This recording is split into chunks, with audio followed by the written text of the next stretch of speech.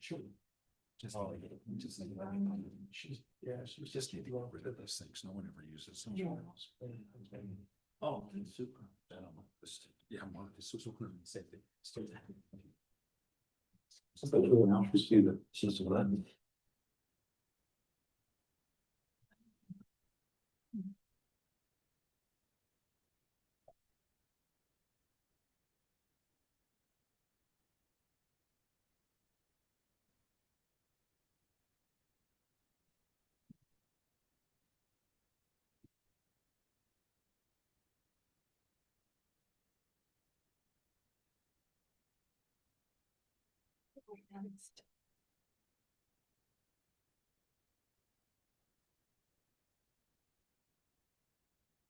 We want to welcome everybody to our Hyde Park City Council meeting for December 10th. Appreciate you coming and having an interest in the city. The first item is our Councilman Osborne will be offering a prayer and pledge or a thought. Okay, So thank you. I'll to give a prayer Carol. tonight. Our dear kind Heavenly Father, as we gather as a council tonight and as citizens of this city, we ask for thy blessings to be upon the actions and discussions that take place here tonight. And we give thanks to thee for this country we have to live in. And we honor those that have sacrificed so much to allow that to take place. We once again give thanks to thee for all that we have, and this we do in the name of Jesus Christ. Amen. Amen. Will you please stand and follow me in the pledge? I pledge allegiance to the flag of the United States of America, and to the republic for which it stands, one nation under God, indivisible, with liberty and justice for all. Thank you.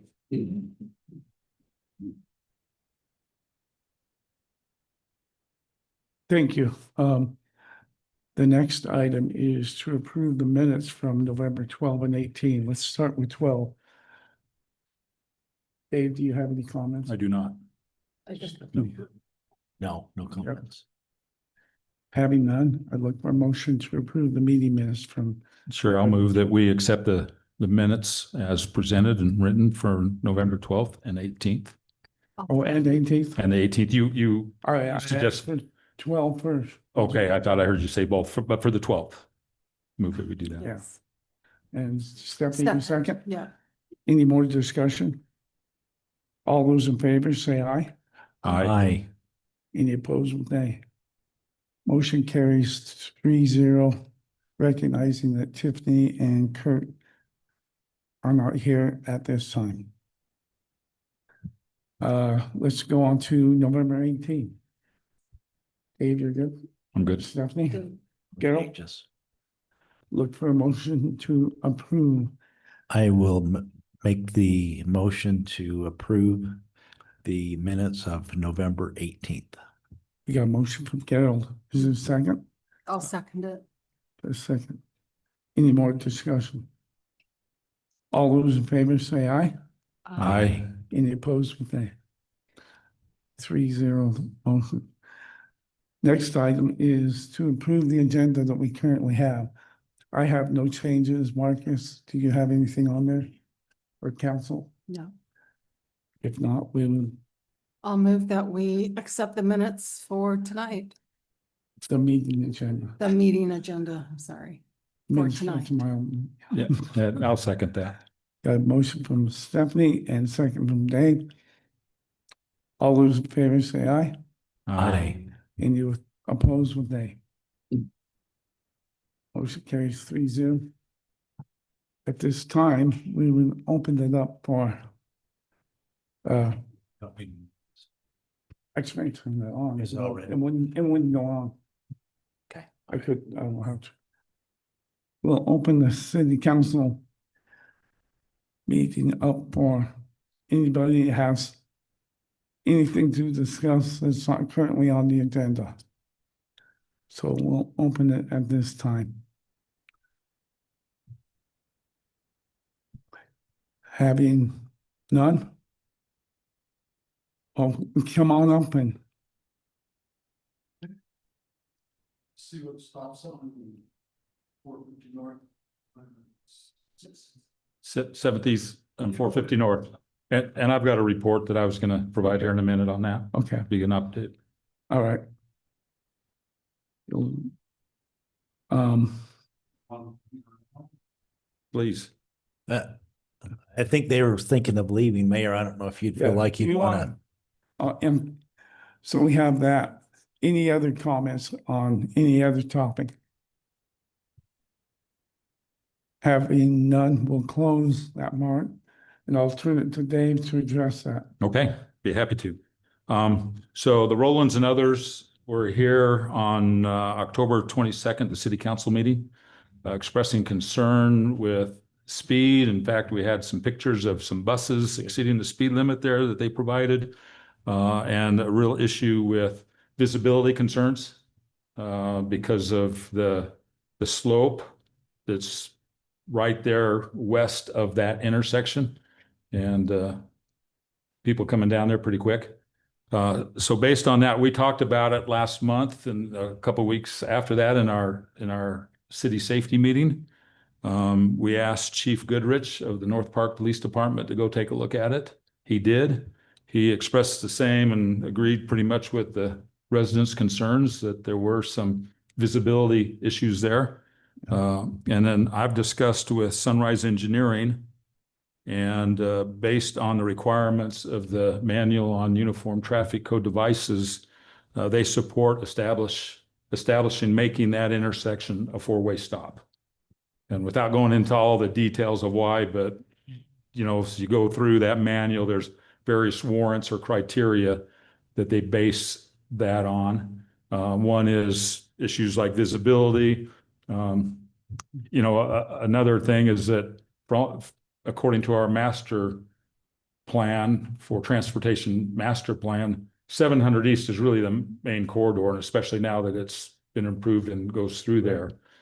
450 North is the minor road. And in most cases, generally, the manual recommends that the major road not have the stop signs as it has right now. And so there's several reasons that Sunrise recommends going ahead and making that an all-way stop. And then I would suspect that in coming years, as 700 East goes through to further development and into Smithfield, that those stop signs would likely come down. And so I don't know, Marcus, is there anything that I'm missing in that, or? Yeah, it just adds a little bit more detail. So the recommendation from Sunrise was that it would be a temporary four-way stop pending the 7th East goes through. As the council is probably aware, Smithfield City and Hyde Park City are jointly working on engineering for the corridor to connect the two cities. We don't have a timeline on applying for grants for construction money, but we are starting to engineer that road. And so when the connection to Smithfield City is made, at that time, Sunrise recommends that we'd go with having the stop signs on 450 and having 700 be the priority for traffic. Recognizing that temporary means for several years. Right. Right. It will probably be a few years until Yeah. the city has some grant money, Yeah. or maybe a developer will put that in. We're not sure yet. But then the problem comes back. No, because the problem right now is 450 North going east to west, which is the minor road, is where the issue is with visibility, Yes. because you can't see that. So when 700 goes through, the always changing it and putting stop signs on 450 North, which are not there now. They're not there now. We will put them there, and then the stops on 700 East will come off. So this is, in my mind, is kind of a way over the next years to transition. People have gotten used for years of kind of blowing east-west through that intersection. They'll be stopping now. The visibility will be much better for everybody going through there and the residents that are backing into the road there. And then when 700 goes through, then those signs will come down. So, it won't be this big change all at once. So, and because we're changing traffic pattern, my understanding is that requires an approval by the city council. So, Not, I'd move, I not don't know, only Mayor. that, but I think we put the signs up when it's approved, we put the signs up and put bags on them to let people know they'll recognize that there's a sign there, and we'll put it out in the city newsletter that y'all have seen the bags. Bags are coming off in January. So I'd like to see those signs then, in that case, Mayor, get put up sometime in the next couple of weeks or next week if we could, put a bag over it for a couple of weeks and then come 1 January and we would announce that and mention that in our city newsletter and the bags come off. I mean, I don't know if there's any reason to wait any longer than that. Council, do you have any discussion on this? I agree. You agree? I agree also. So I have 3 agreements and multiple agreements here, and we'll have all the disagreements call in mid-January. Melissa, would you take them? All the disagreements? She'll be in a new job by then, I understand. Somebody Yeah, else will be doing that. All right. Hey, as long as they're doing that stop sign, can they do the one on 425 on Fourth? That's For which ones? 400 East. 400 East, 450 North. That four-way stop, 450 North. Yeah. Hopefully I that mean, concrete's going to be poured any day now and that's going to happen. Well, the fun part is usually this time of year, the ground is rock solid. And so we have a whole list of winter maintenance projects we've started on. But as we can all see, the ground is very soft still. So yeah, we're not usually still doing sign installations this time of year. But yeah, I can talk with Public Works about getting those on number 1 for next week. just boring. I mean, I understand that we already have the signs and they're sitting there and they're getting rusty and no one gets to stop at them right now. And, it's been a year or so and we've got this nice warmer weather and thank you, Marcus. Yeah, we'll get right on that. With that, we'll move on to Do- staff and mayor and council report. Marcus, let's start with you. I do not have a ton to report that's different from the last staff report. I apologize. I did not have time to prepare my usual document for you.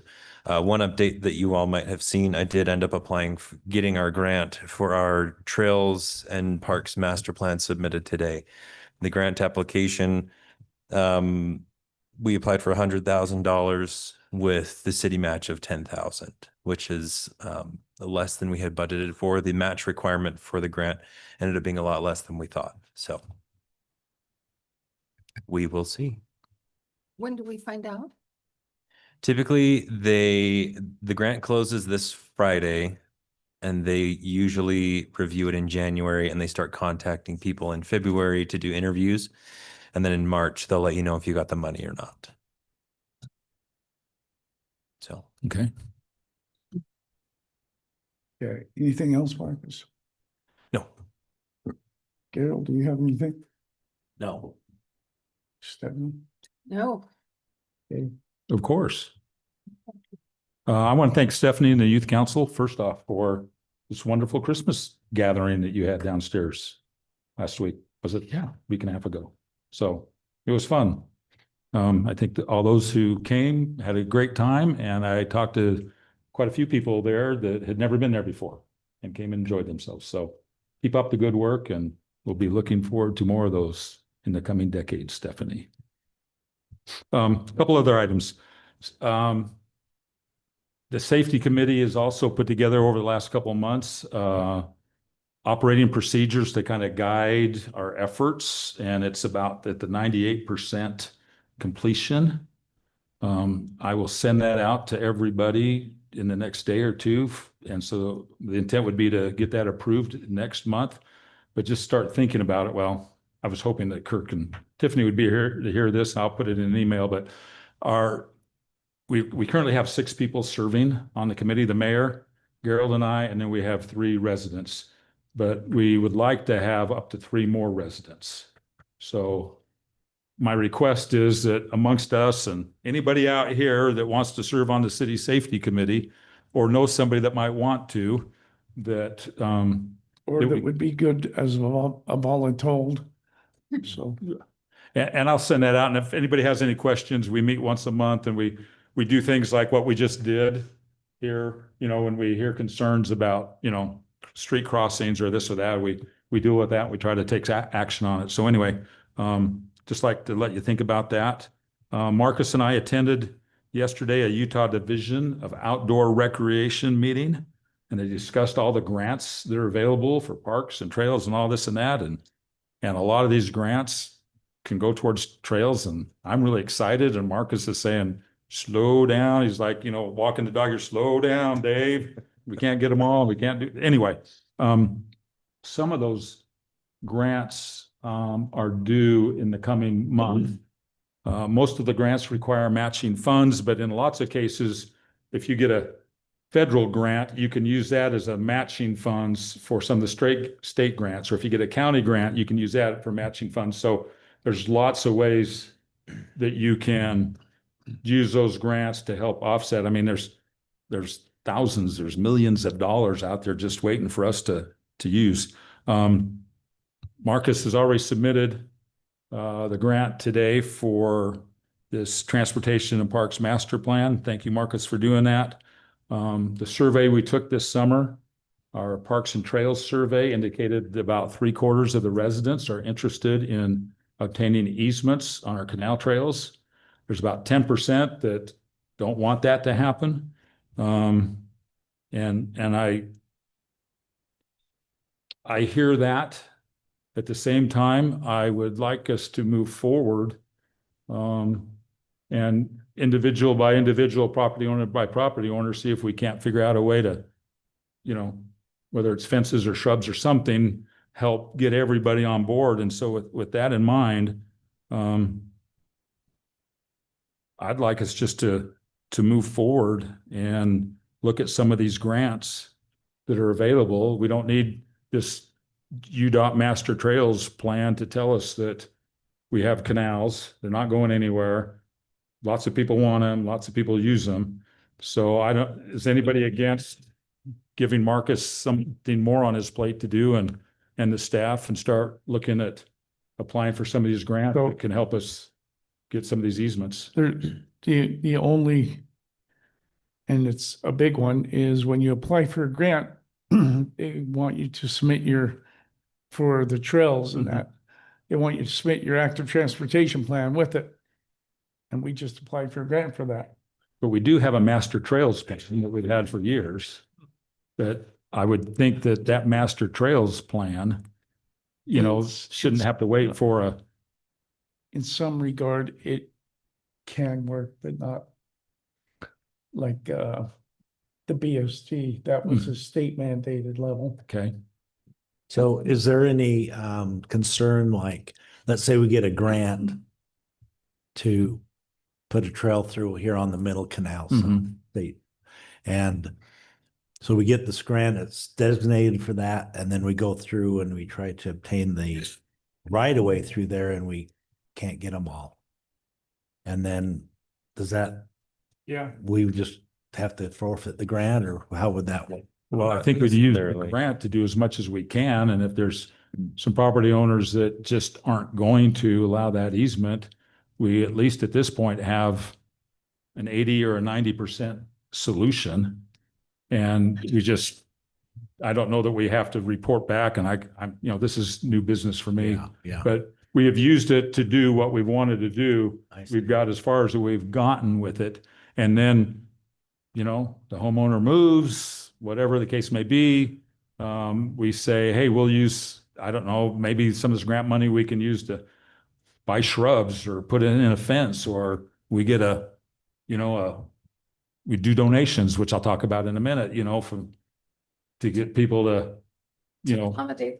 right, absolutely. Preserve their privacy. Absolutely. I understand that, and, we all have that, but I also hear 75% of the residents say, this would be great and wonderful. And I just love Hyde Park to be like #1 and start having upper and middle canals and urban pathways connected, and all of our parks connected, and just, I think that would just be one more thing that Hyde Park would say, here we are, look at us, And I mean, it's not just that, it's the health of the community. Mhm. It's getting people out now on their bikes and with strollers and just, walking. Safer place to And- walk. if ever- Well, Right. So anyway, Okay. I hear what you're saying, Mayor. It'd be better if we had this active transportation plan, but I'm kind of thinking, Well, so the map we have would potentially work as a master plan, but what they're also going to want to see is detailed execution plans, so to speak. So, you've bounced around a lot of ideas, which is great, but we probably ought to settle on one or two approaches that we're going to take and then specifically request the money for that. Because the outdoor recreation grants, they want projects that are ready to go ASAP. And so usually they ask for a lot of details on trail construction. When we did our Bonneville Shoreline Trail grants, they wanted to see cross sections. They wanted to know, show on our map where things were going to go. Mhm. I know on our canal trails, it's all kind of laid out for us already. But if the city's going to potentially be offering incentives to residents, we probably should figure out what that's going to be, and include that in our description if we're going to apply for one of these grants. Not all funds in the parks funds. Well, they all have colors on them. right. They can only Mhm. be used for certain things. So, Well, but yeah, we need to move forward on doing that. And then Marcus submitting that grant's one of the steps. There's certain things that we can do, right. and we certainly can take action on those. Some things need to wait till we get the results of a plan, but there are certain things we can. And that's what I'd like to do is let's move forward on what we can. And Marcus, you've got my number. You know where I live. I'm available all day tomorrow. If you got any free time next week, I'm here. Not going anywhere over the holidays, Anyway, I'm happy to help with any and all that. Okay. Along the lines of the parks and our trails, there were again a vast majority of residents that said they would be willing to pay more in property taxes to have improved parks and trails. There were also some who said, no, thank you, we're paying enough. And so I have talked with the mayor, with Danya, with Melissa, Susan, others on the staff, and have proposed, rather than going forward with any kind of discussion of a tax increase, but offer an opportunity for donations for anybody. So all of you out there who said you'd be willing to raise your taxes rather than raise your taxes, I just invite you to pay whatever you would have been willing to pay and increase taxes to just make a donation. And so the plan is to have on our website a place where people can go and they can donate whatever. And we're going to maybe, if you donate $1,000 or more, we'll have you put in memory of grandma and grandpa plaque on the bench, or whatever it is that you want your money to go to, or you just say, hey, just go towards easement. So anyway, there'll be something in the newsletter this next month. We ought to run it by legal, find out the legality of doing that on the billing. So we did, It's- we can't put it on the utility bill, but we can have like a spot on the website for people to go donate. And then we just put a message in the utility bill saying you can go here to donate. So it won't be a separate line item on the utility. It'll just be hey, if you'd like to donate, go to this website. And Danya's prepared donation receipts so that people can get a receipt for their donations and use that for their taxes. So I think we've touched the bases to have this go forward and make it happen. And so we'll get that started this next year. Last item. I would really like to see us as a city council be more proactive this coming year. I think we do a good job, and the staff does a great job of listening to residents and residents' concern and taking action. But I think we could do a better job of being proactive and represent the interest of the citizens as expressed in the city's general plan. There's about 150 goals and implementation steps in there that I don't know the last time any of us referred to one of those or used one of those or talked about any of that. And I just think, we owe it to the residents to review the plan and do our own internal audit and provide a report, and use that also as a way to establish priorities for the coming year. We're going to start talking about budgets in a few months. So I'd like to see us in January really do a dive into our general plan, talk about priorities to help set us up for more success in the coming year. So I don't know if anybody would be against meeting as many times as we need to next month to do a review of this. And I'm available pretty much any day. So I know, Gerald, you work and the staff has things that they have to do, but I'd like to move forward with that if we could, Mayor. So Okay. if you're free next month, find some days to do that. You never know. My life anymore. And I'll be done. Thank you, everyone, for your patience. Thank you. We weren't certain on this, but I'm just gonna bring it up, and then as we get the answer for it, it would be in our January city council meeting. But Melinda Lee has agreed.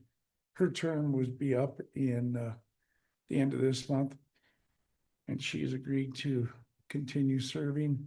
Oh, great. And I'm not certain if you're reappointing, if you have to have approve and consent. We'll find out. And if so, we'll do that in January.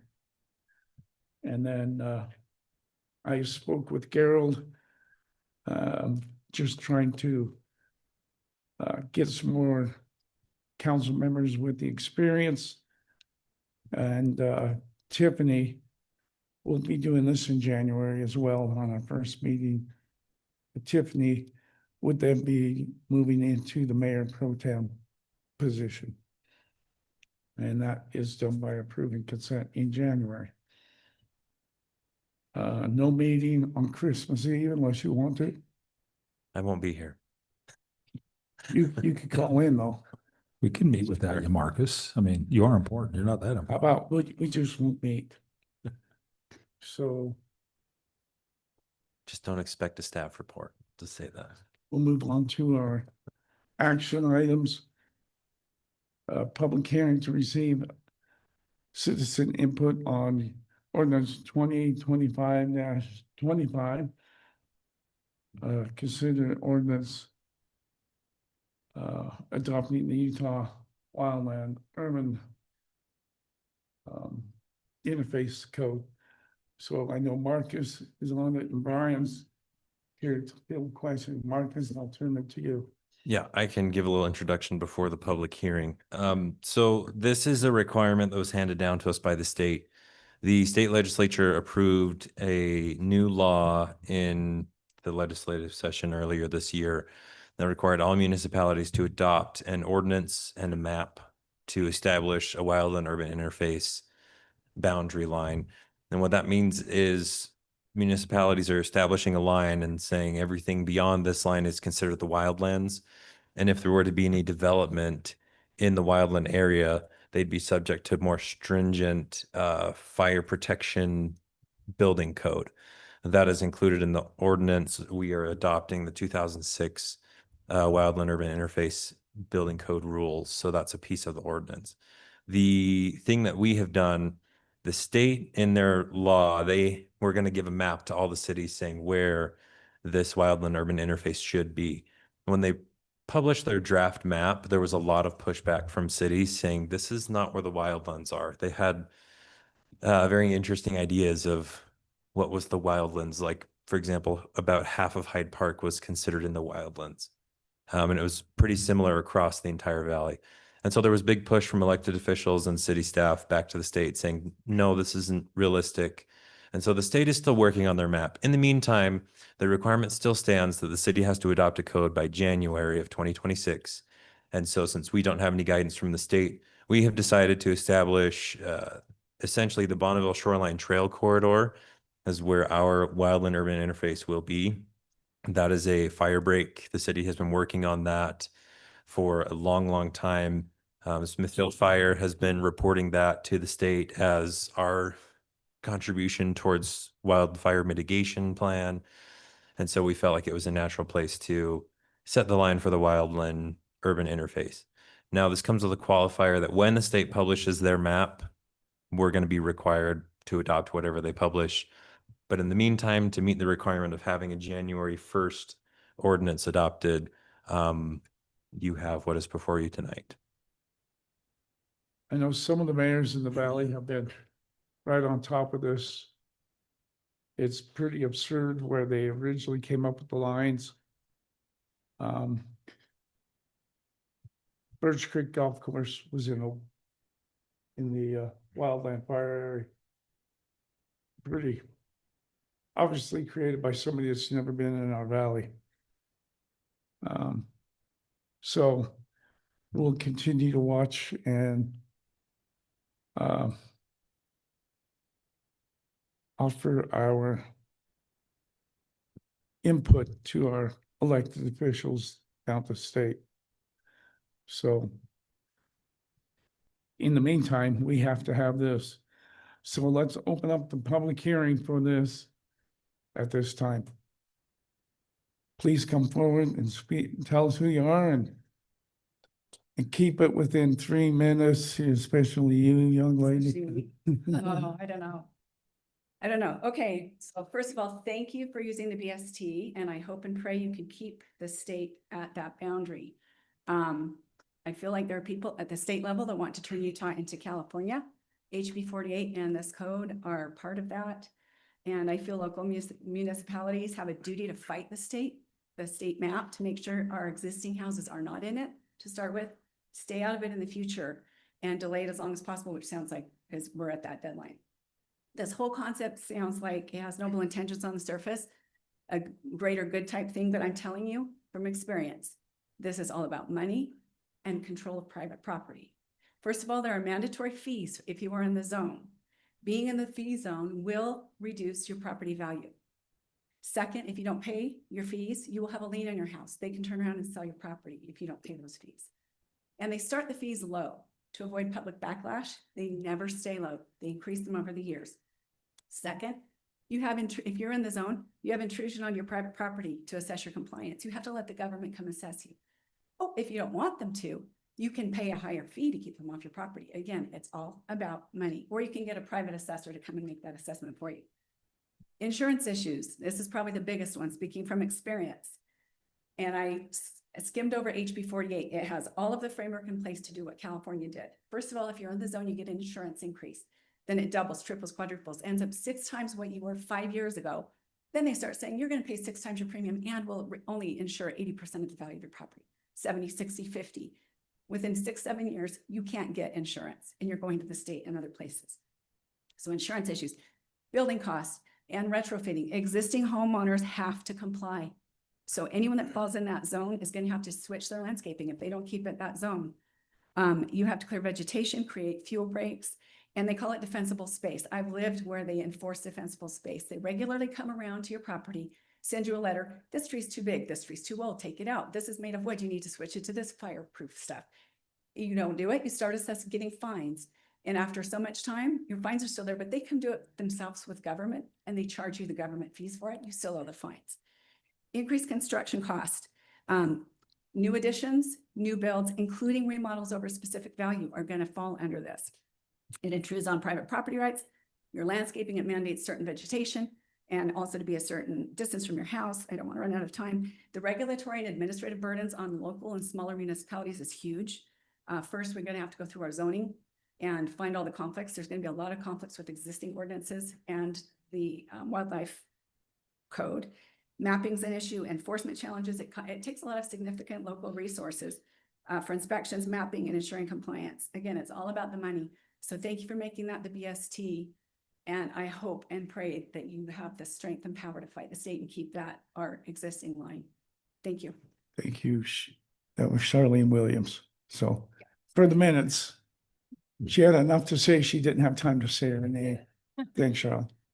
And Ty, your house would be in the fire zone. Well, it would have Would with the have old what line. what they proposed. Any, Now it's up along the Bonneville Shoreline Trail, but the original map that got published, anything above 4th East was in the danger zone. yeah, exactly. Right. And Yeah.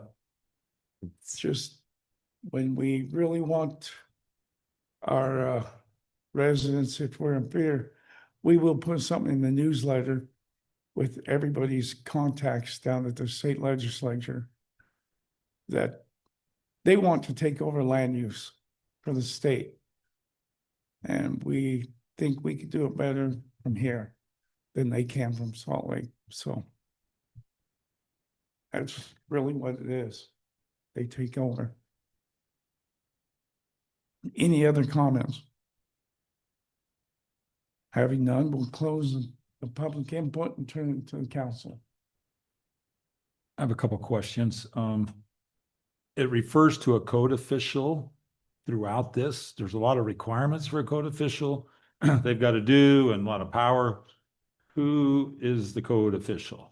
Who would be, is it you? Is it the mayor? Is it, you So- know, Brian? Is it the fire? I mean, Most of the references are about the building code official. So in our case, it would be Mr. Darren Hansey, our building official for the city, because a lot of this goes back to, was mentioned in the public comment, regulations about people's homes. Right. There's more strict requirements on what type of materials they have to use.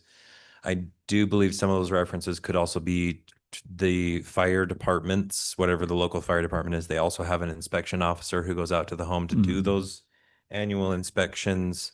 At least that's the idea. because there are a lot of different things, and Charlie mentioned some with, you know, landscape. I think it's got to be 30 feet away from your structure, and so it has nothing to do with building, and then, you know, so forth and so on. So I was just, Right. The other fun part about this is the state's kind of got the cart before the horse because they have this whole program that they've outlined that all the cities have to adopt, but really they don't have any money to do it. They're kind of counting on the fees they generate from this to pay for a lot of it. So yeah, all the cities have multiple complaints about how this has been handled, not just where the line has been drawn. But unfortunately, where it is a state requirement, we kind of just have to adopt the code where it is. Our city attorney gave us this version. He helped several cities create okay, state code compliant ordinances. And so this came directly from our city attorney. okay. I see things in there like no open burning. There are exceptions if there's established, you know, fire pit kind of stuff. So I'm thinking that we need to be thinking about this come springtime maybe. And, you know, we've got some picnic tables up there and some areas that maybe we need to establish, you know, but you still need to, I think, have a permit even for that. Mhm. And then, yeah, the building requirements, there's a lot of new building requirements. It's as if there's this new zone, It's like building zone, Make an overlay of it. right, in the Mhm. city. And so, you know, there's property owners that, you know, have parcels up there in the canyon. And I guess I'm wondering do we inform them? How are they informed that, oh, you know, the house that the cabin you thought you were going to build up there sometime on this side of the hill, you're now going to have to do X, Y, and Z? How does that work? Yeah, I mean, by state code, I don't believe there's any noticing requirements. We don't have to let people know if the city wants to. I guess we could do some kind of messaging campaign to let people know. The positive note, if this is where the line is going to be, this is well beyond the service area of all of our utilities Right. anyway. So even if somebody wanted to go build a cabin up there, it would be very, very difficult for them to do it. But there might be somebody who just wants you know, their dry cabin, you know, of sorts, and use a generator and solar and, you know, haul their water in, but they would still have to follow all of the requirements of this code. And does this Mhm. end up in our general municipal code Yeah. If it will. encroaches on the Okay. city limits, it does. right, so Yeah, this ordinance will end up in the city code. It is numbered to go into our city Okay. code. that's what I was wondering. Okay, thank you. That's all I have. Anything else, council? What we need to do is just make sure the citizens follow the rules on fireworks. That's the biggest. That would be helpful, Yeah. yeah. That would, be good. I guess the one thing I'd say is I moved here in 1968, and fire hasn't really been a big problem. Well, and maybe Brian can speak to this if I misspeak, but I was having a conversation with the Smithfield fire chief, and he said the fun part about the hillsides and Cache Valleys, it's a lot of grasses. And so the few times we have had a wildfire, it burns through really quick, and then it kind of just, if we can go establish a fire line, it can get under control pretty fast because there's not a lot of great fuel sources for the fire to live on up there. And so overall in Cache Valley, yeah, this isn't as big of a concern for us, knock on wood, right? But yes, because of the state requirement, we are presenting that for the council to vote on tonight. I would say it would be a concern for homeowners for insurance. Hmm. And as Charlene said, follow the money. And the state will assess a fee for every house that's in there. Expect us to collect it, us to take the beating and send them the money. And we get the beating for what they do. So we need to stay on top of this and make sure that not only our voice, but residents' voice and Cache Valley's voice is heard. And I know that there's quite a few mayors that are doing that. Do we know when this is going to come up in the legislature? So yeah, the initial law's already been passed. I know there's pressure from several organizations to bring the law back for some modifications in this next session, but we won't know if that's going to happen until they actually start the session and number all the bills, the bill files, I should say. But yeah, I mean the deal's already been made. It's just now a lot of the municipalities and fire departments across the state are saying, hey, there's problems with this. We need to address before we actually start assessing fines and fees on people, which is one of the reasons why the state pulled their map back, their draft map, and are still working on it. Every month they say, yeah, we're going to give you the map by the end of the month. And then at the end of the month, they're saying, well, we're still working on it. So I think now they recognize there's problems. I would not be surprised if there was a modification to the original bill in this legislative session. But for now, the requirement stands. We have to have an ordinance adopted by January 1. So Do we preemptively alert citizens and have them start calling now, or do we wait? anytime any resident wants to call our state representatives, I say they call them. That's great. Yeah, Casey Snyder. They might want to start guy with Casey who's- first. the representative for he's just for the His South End, name's on this right? bill. He was the sponsor of this bill. So, Mhm. and he Well, lives down on the south end of the valley. So South end of. I won't give out his address or his phone number or Yeah. anything, but you can find it online.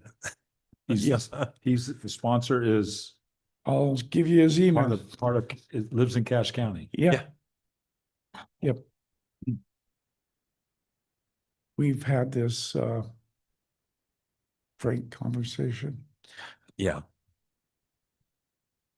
Okay, Council, do you have any more comments on this? I don't.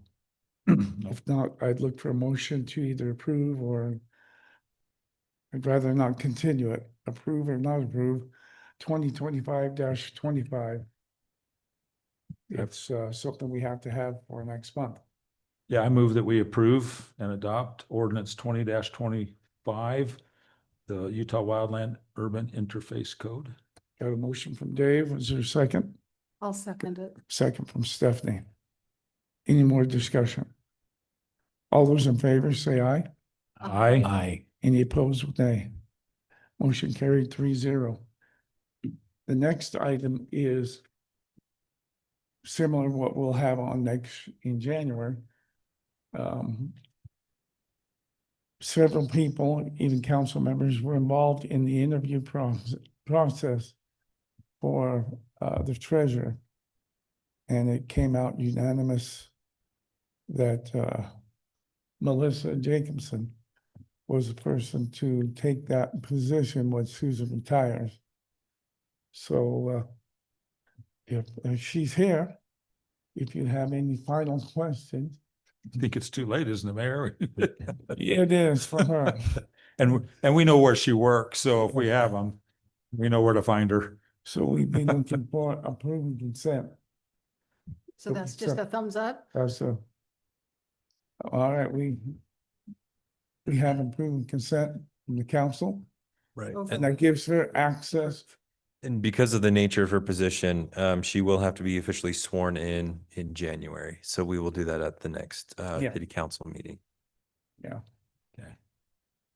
But yeah, with the approving consent, we'll move forward with her continuing her training for the position and preparing to take over for when Susan Balls retires in January. Okay. One thing, I'm gonna go back, since Diane's not here yet. Donya, were you able to come up with a rough idea of the amount of grant money we've received? Oh. Let me just want to,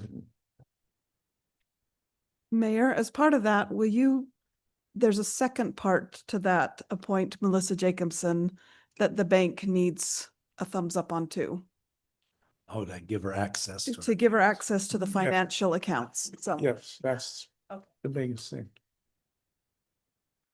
So is the city council okay with that? Yes, and yeah, Okay. I guess. Whatever it is. So.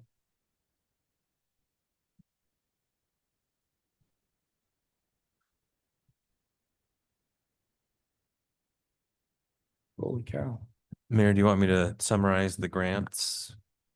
Well, in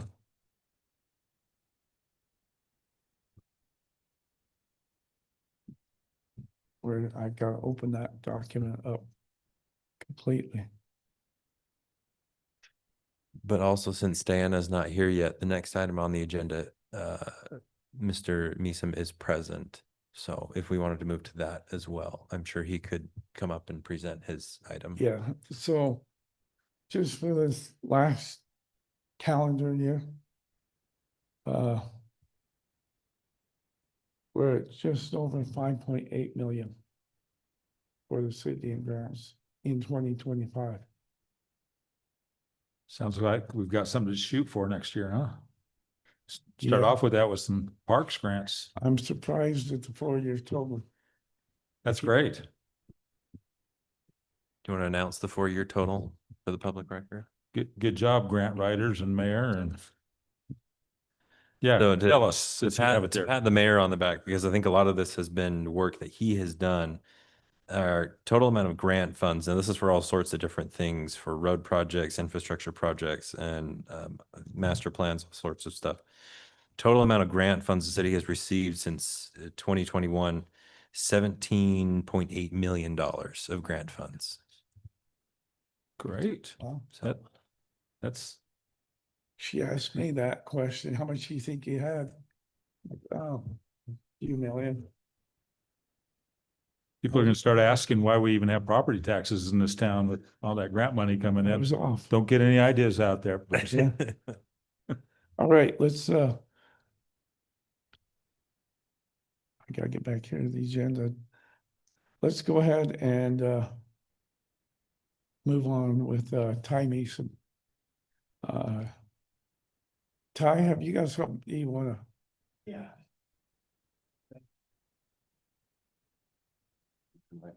Actually, I could talk about trails. You know, the house, mentioned a little bit, you know, about trails, we just need to follow up with that, that might be a good test case, Marcus, to what it would cost to put the gate and turnstile there. Cause just with it, cause the big concern is like property owners like me. 3 weeks ago, I had a canal. A little louder. Could you speak in the mic for those of us hard of hearing? Three weeks ago, a DoorDash guy tried to drive down the canal and went in the canal. But on my property in the house, but there at the house, so, I mean, there's liability issues, there's, you know, just not the canal, so that's, you know, we need to get a gate and a turnstile there to keep it open, but that's what property owners are concerned about, so that's, you know, we can talk about. So Sounds like we have a property owner already willing to provide an easement on his, on the, yeah, just need to work on it, so, but that's not why I'm here tonight. oh, okay. So, It's gone in the canal. So Marcus, could you pull up the map of where we're down there? So I don't know if most of you know me, but I've been a business owner here in Hyde Park for many years. Camp Chef was my business. We have our main building facilities, just down, it was 75 West and it's 300 East now, with all the changes. I mean, there's been a few changes with the current owners of Camp Chef, and that we built a new office building for Camp Chef and a warehouse facility there. And so I've got two buildings there, the original Camp Chef building and then another warehouse. They're both about 50,000 square feet with about 10,000 square feet of office space. And I visited a little bit with the mayor and with David. The original building is about 25 years old, and it was actually built as a soccer sports facility before I purchased it and converted it to a warehouse. When the buildings went empty, I mean, I sought to find a tenant, but it's a little bit slow right now in the warehousing for various reasons and economic. I've had a number of people come to me from the community and from the valley saying that we need more space, indoor space for soccer, lacrosse, baseball, volleyball, basketball. And it's just at a real premium. The high schools are maxed out. We now have 5.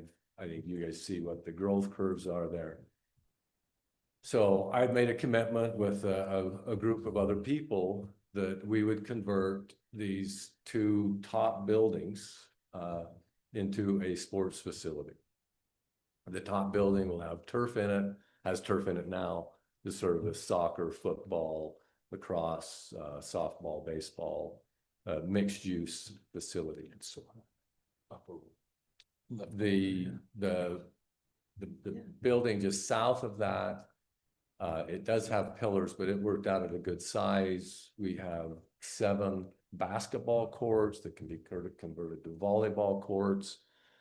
We've had the wrestling coaches come to us from the high schools. They want to store their pads and roll them out. There's just lots of uses here, and where I don't have kids involved in the athletics anymore, but I was just surprised the number of parents who have come to us that if you have kids involved, you know, the challenge that it is. I mean, these volleyball parents are driving to on the other side of the hill for practice. Same thing with basketball. So we see, I see this as an opportunity to put something in the buildings, but also a good community thing for Hyde Park. These 2 buildings would represent the largest indoor sports facility north of Ogden. And so it's a big commitment, but the people I'm working with are committed to it. Anyway, we've run into a few, you know, issues with the properties. Some of them are old issues that go back as far as 25 years with the way the subdivision was put together. And we're also trying to meet some parking regulations. I am hoping to get in front of the planning and zoning next week with an argument about that load. I hope I can be able to do that. I sent them an email, Marcus.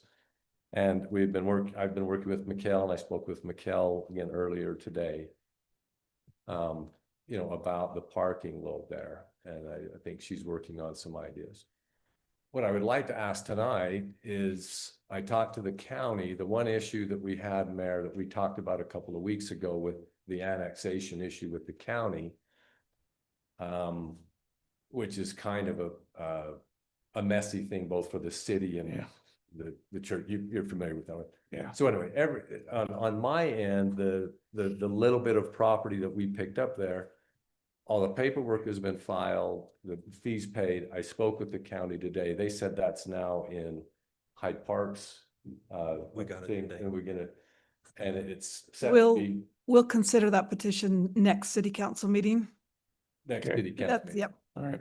And I'm assuming there won't be a problem with that, Marcus, or anything, and so because time is kind of the essence here. I don't want to wait 4 more weeks because this has been going on for a while.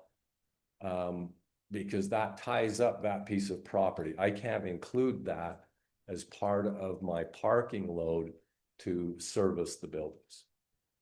And so that's an ask if we could, you know, if Mikkel would work with us on that, saying, yeah, that's gonna happen. It's just a matter of time. But can we start, you know, looking at our design review to do that? So that would be a big help to us to help get our planning and stuff done. So I'm somewhat aware of this. I've talked to Ty a little bit. And I don't know, maybe Marcus, if you could just, so we're all on the same page here. There's some concerns about the zoning and commercial versus industrial and what our code says about how many spaces you need per square feet and so forth and so on. And Ty's bringing in a business unlike anything that we really have in town.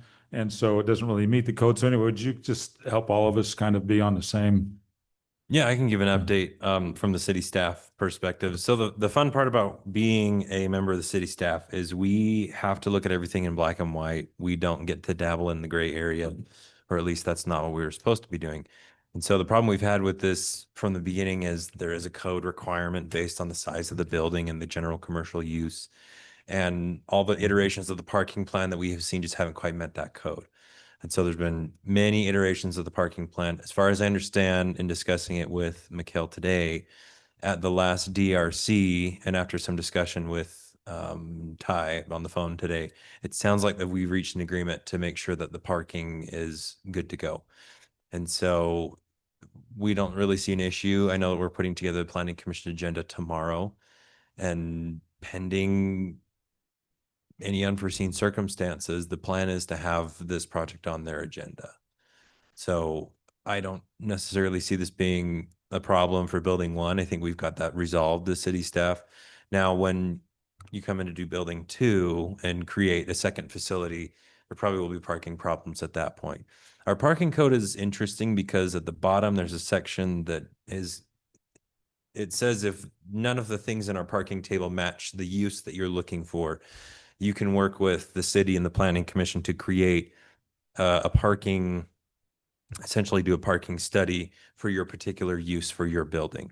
And so that's something that we have discussed and talked about when building two comes in. We could work with the planning commission as part of the application for building two. We could get a parking plan put together that's specific for the use. We did encourage Mr. Meesum to perhaps operate his building one for a few months once the approvals have been granted, to get some data and figure out how many people are actually coming to the site. And that could help inform the parking study that we'll do for building number two. So there's, on the other side of the mountain, there's many or several communities that have a recreation activity type zone. And it's different than commercial. Commercial, you know by historical data how many people are actually going to show up and shop at one time to fill up a parking lot.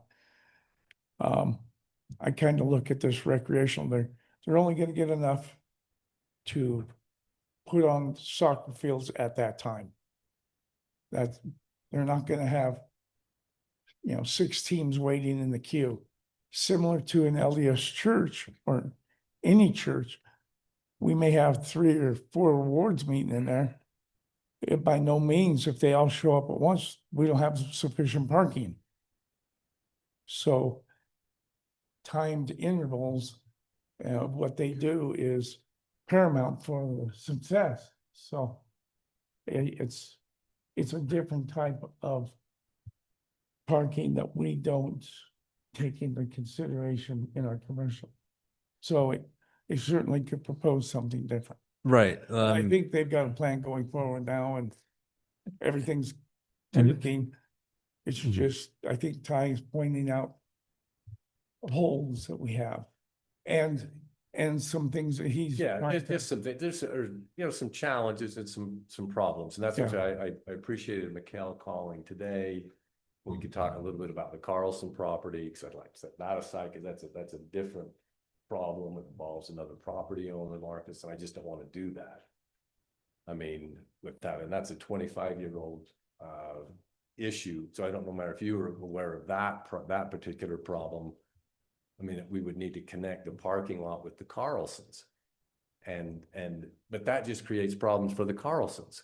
I would just have to put up a barrier there every time we have people there to not park in their parking lot. Then I'm not a good neighbor. So anyway, and Mikkel was, open to that discussion and tabling that until we get some more information of what we're doing. So, I'd appreciate, that would be great. And I have been pulling together some parking study information, and you're right, Mayor, we can control the flow into the building. Our software will have crossover from this team comes, they'll have 20 minutes so people aren't parking on top of one another. I mean, there has to be, and our software for scheduling the fields will be designed for that. And that's just going to make it better, user experience. Yeah. And Quick question for you. Do you plan on holding games in that building? well, we don't have, there's no stadium seating or anything. The biggest event So we'll have are gonna probably be some tournaments Oh, okay. that come in. I mean, with say like the volleyball teams, I mean, they'll have occasional tournaments. And we visited a little bit again with Marcus about how we can mitigate that, because I have some other properties around this that especially on weekends that we could open up to, have another 100 or so. And that would be in the second building, right? Which is yeah, gonna, that would be close to the Sure. second building, and I'll Happen say in a that couple we're months. working with the property owner behind us to acquire more property, but they're currently in It's a mess. a mess, so I can't execute on that. So you see, there's some things that are not allowing me to. But Practices but- are a lot different than games or tournaments. Yeah, and that's exactly, and this is really designed as a performance training practice facility. I mean, it's not like a public facility where everybody's coming. This is going to be very focused on high school athletes, down to middle school athletes, and college athletes coming here to train. I mean, that's kind of the business model that we've built around. But again, to make this financially viable, I mean, we've got to provide a place for, say, the club teams, a volleyball club team, a girls club team, where they can come and practice 2 or 3 nights a week or whatever, and then they can participate in a tournament maybe once or twice a year. So we'll have this smooth flow and maybe a couple of peaks, smooth flow, and but like I said, I think our software, the way we're planning to do this, will be a way to make it work. And I just think it'd be a great asset to the community. And we just need to work with the city. This is one of those things where we need to work with the city because it's a city asset. This is going to be a good economic driver, I think, bringing people to Hyde Park, and it will be a good thing. So I think, I know that between rec, NUU, Aggies FC, there's well north of 30 teams that are fielded just from Hyde Park kids. yeah, and they don't have any place to practice in the winter. Yeah, so it could be an asset, as Ty said, to our community for people here. Okay, so I'm just saying, if I'm open to solutions, and Marcus, just call me on any of this. I'm like Dave, I'm available. I'll come down, hey, we can make it happen. So and I'll actually let Ty go first. So if he needs to meet with you tomorrow, I can wait till Monday. But I don't know if I can get on the planning and zoning. I'll kind of have my parking arguments ready for this coming week. Mhm. If we can't, we'll do it in January, but anyway, just time is kind of the essence here, because we're losing contracts with these teams because they have to lock up space, Right. and that's So- fun. So thank you. Okay, anything else for me? Yeah, Appreciate your time. yeah, thanks, Ty. I got a couple of questions, Marcus. So I just want to clarify. So next week going to planning and zoning, is that specifically then to address a different parking standard for this type of? No, so the reason why the plan needs to be presented at the planning commission meeting is because they need to approve the site plan, and then the site plan is what gets attached to business license, building permits, et cetera, Okay. et cetera. They want to do a couple upgrades to the building. And so we need an approved site plan to move the rest of the things they want to do forward. And that's been the hang up, is the site plan has been missing the parking requirement. But like I said, when I talked to Mikkel today, it sounds like it's been figured out and we're going to have a positive recommendation to get this plan approved from the planning commission. So is that the only part really that needs to be settled, is the parking? That's the biggest problem that Mikkel has as a planning and zoning lens. There may be other issues that need to be resolved with a building permit, but that is yet to be determined if there are any. So So because they didn't meet last week, so Ty couldn't go last week before coming to here today. Mhm. And since we're not meeting for another month, is there a way that we could approve? Oh, the city council doesn't approve site plans anymore. Okay, So the planning commission would approve it, and then like a week from tomorrow, we can have him okay. well on his way with all So, of his. so this was permits. just information mostly for us. Yeah, Ty got on the And- agenda a while ago. Yeah. Back when this was a really hot topic, but I think in talking to Mikkel today, it's been resolved. So Okay, now when building 2 comes around, we're gonna have a whole new set of problems, but we basically advised them, let's keep everything very separate so we can move you along Yeah, in okay. increments, and then we'll solve the crises as they need to Well, be solved. and as a city, we need to start addressing a recreation type code that would have a little more latitude than commercial. and I suspect if Tiffany were here tonight, she'd be thumbs up. She's pretty Yeah. well supports those recreational things, so. Yeah. Okay, well, Ty, I guess you get to.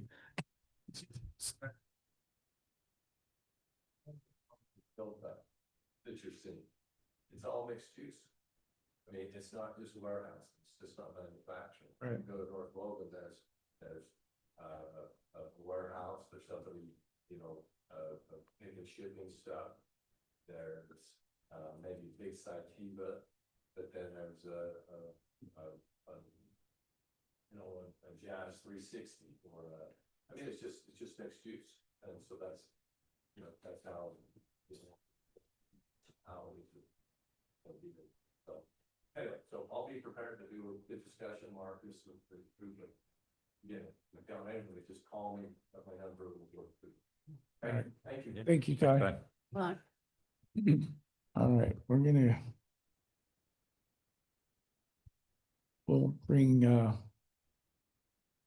go back to our report for our 2025 financial audit with Diane. Thank you for being so flexible. We had a couple of presentations tonight, so I appreciate that. Yeah. I'm Diana Cannell, and this is Cody Glenn, and he's our audit manager, and we bring our staff out here into the audit, and Danya is so good to get everything ready for us and work so hard year round. We communicate all year round on any things that come up that we need to, so just really appreciate working with her and all of this financial staff. So I'm just gonna give a couple financial highlights. Please let me know if you have any questions or if you want to go into something more in depth. But I'm gonna start you out on page 19. Oh, first thing you'll probably notice our cover on our audit report's a little different. We're now Richie May is our company name. what is it? Richie May. Okay. And so we have, we just joined in with a larger group. And so we've got offices all over. And we are the exact same team that you've always worked with. And so just new name, new email, same people. All right, so I'll take you on page 19.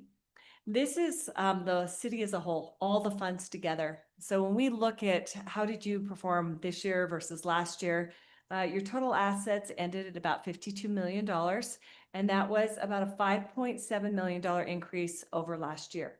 Most of that came from your fixed assets, your capital improvements that you did within the city. They were a net increase of about $3.3 million. And then also you'll notice that in accounts receivable, you had a really large increase, and that was due to the grant receivable with CMPO that you were doing. So that really increased over last year. If you turn the page, You could see there are your liabilities and equity. Your liabilities, so your assets went up 5 million, your liabilities went up 150,000. So great, that is, we love it to track that way. Just very minimal over last year, which means your equity went up $5.5 million over the year, which is great. You can see on the next page, on page 21, the change in net position would be equivalent to like your net income. And for all the funds, it was about $5.5 million. Interestingly enough, the same increase almost as your assets. So that's great. If we look at your revenues and expenses on page 23, here, this is just your governmental funds, so general capital projects. Here we can see revenues pretty consistent over last year, just an increase of like 274,000, but your expenses went down 369. Now, expenses in these funds can really fluctuate year to year. It really depends on the expenses you have for like capital projects in any given year. You may bring in revenue, hold it for a little bit, and then do the capital improvements later. It can all be a timing thing. So nothing worrisome or anything there. If we look at your net income or revenues and expenses for your business type activities, that's water, sewer, stormwater, there we would expect it to be consistent or trending up if you're seeing a growth in population. And here your net income, if you look here, it actually went down, and so it ended at like 900,000 for the year. And it went down mainly because you can see that you had in other or non-operating, you had some grant contributions last year that were 1.5 million. So that's why it went down. It's not that all of a sudden you're seeing a decrease in your revenues, not because you're not. You can see there that revenues held pretty close, as did expenses, but in that non-operating, it went down due to the grant. A couple of areas in the footnotes that I usually just point out that you may want to look at, page 47. Here's kind of a roll forward for your capital improvements, your capital assets. You can see how much you pulled in the different funds. And then also if you continue over there, you can see that you have like your debt on the next page. And those are just some of the big things that happen with, municipalities, your assets, your debt, as you're continuing to provide services and improve infrastructure. So that's finances on a really high level. Do you want to discuss anything more in depth, or do you have questions on anything that happened during the year? I'm just going to take you then to the very back on page 81. And this is where we do our findings. There were 2 state compliance findings this year. The first is on fund balance. The state mandates that your general fund unreserved fund balance cannot exceed 35,000 of your current revenues in the general fund. This year you ended at 41%, which was about $410,000 over the 35%. So recommendations to bring that in line first. You may naturally be using those funds this year, right? If you're not, make a transfer to a capital projects fund so that you can kind of use that in a future year. There's no restrictions on your fund balance for capital projects. They know that sometimes you have to save for multiple years to do some bigger projects. So as you're doing your budgets, just make sure if you need to, you can transfer some money over into capital I've already projects. spoke with Danya on this one. She has a corrective action plan. And it involves you, Diane. She always does. She's always got the plan, which is great. The other finding we had was pretty minor. You were at $64,000 over budget in your your sewer fund. So on there, just make sure, again, it comes back to budgeting. Make sure you're budgeting for the things that even may not have hit yet, but are done within the time period. So you may not get a bill till July or August, but if the work was done in June, got to pull it back to June. So make sure you're budgeting Is that what this for was? those things. That's what the first thing I was thinking has to do with the cycle of the month.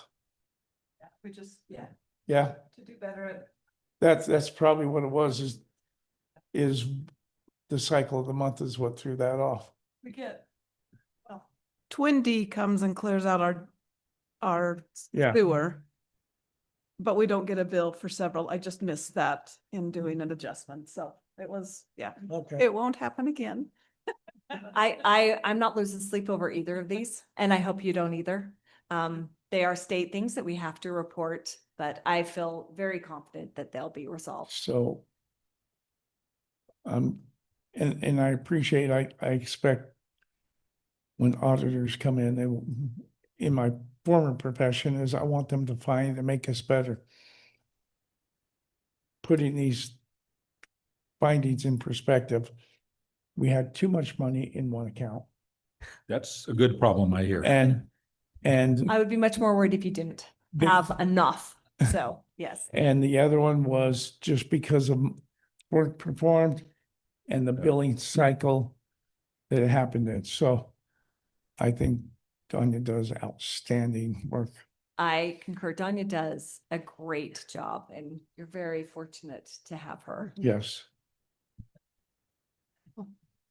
But you still only get one chocolate. Oh, ouch. I'm just kidding. You can have the whole box. Thank you, Danya. Okay. Council, do you have any questions for? Not here. I was just gonna ask Danya if there's anything that you learned, the highlights. How do you sum up that budget year? And if there's, Yeah, to your it's- own horn, if you want It's to. kinda- I think it's crazy. The last few years, we have had so many grants. So many grants. And I think those are always a challenge to wrap up the end of the year, a challenge for these guys to go through. To make sure we've done it all right. I mean, grants are really a challenge. They're wonderful. They get us all the roads we have. But they're definitely a challenge. Okay. So that's. I will have to say with the ARPA funding especially, we had a lot of people pulling their hair out with that. But it, just like Danya says, it's wonderful to get the money. On an administrative side, it is a lot of work. Okay. With every grant you do, because you're doing all the grant requirements and you're submitting all the reimbursements and you're having to track it based on all the restrictions. It's a lot of work. It's fantastic to have the money and be able to do those improvements or services. But on the administrative side, just remember, it does take a lot of effort on both Oh, sides. when the city runs on a fiscal year of July 1 to June 30, county, where we get a lot of grants, is on a calendar year. And if you're talking ARPA, that's a government fiscal year. So yeah, she's got a lot of flags out there that she's juggling. So she does very well at She it. does very well. I'll try to remember that, but I could forget by morning. Oh, the extra work that If there's nothing, thank you, Diane. I have just a side note. Yes. Michael says hello. Is he in town? No, he is in New York. Would you please tell him hi for me? I will. He used to work for us and we really enjoyed it. We were very sad when he left, so. He said he didn't make a very good auditor, but he makes a better financial planner. And yeah, I thought he did great. I just don't think he loved it. No, he didn't, Yeah. but he loved you. Oh, that's so sweet. Thank you. Thanks, All right. Diane. If you have any questions later, please reach out to us, me or Cody. I'm happy to answer anything at any time. Thank you. Great. And thanks for the chocolates. You're welcome. Susan, what?